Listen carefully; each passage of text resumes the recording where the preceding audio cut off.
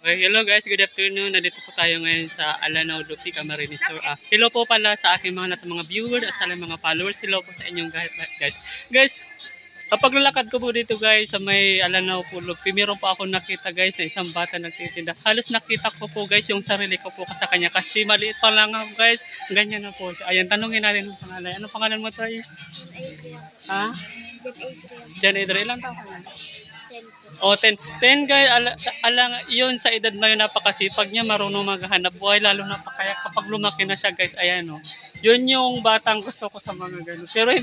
Pero yung ganyan, ganun sa bata ang gusto ko, masipag, madiskarte. Bata pa lang siya, lalo na guys kapag lumaki na. Ayan si nanay, o bibili siya sigurado yan. Ayan. O, tamo, nang dahil sa akin, nabili ka jackpot.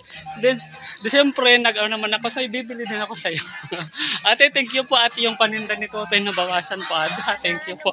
Hello, ate. Hello, ate, hello po, ayun, ate. Marvin De Los Reyes po, nanay, ang pangalan ko po. Yung creator lang, nanay. Ayan po, nanay, thank you po. Ano nitong Marlon B? Ay, hindi po ako na yun. Ako po. Marvin De Los Reyes na. Opo. Ito bibila ako magkano yan. Okay.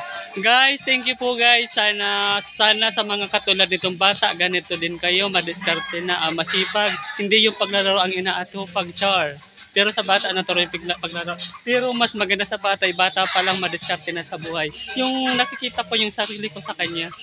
Thank you guys, yun lamang po, and please share my video and please follow me. Thank you and good afternoon po.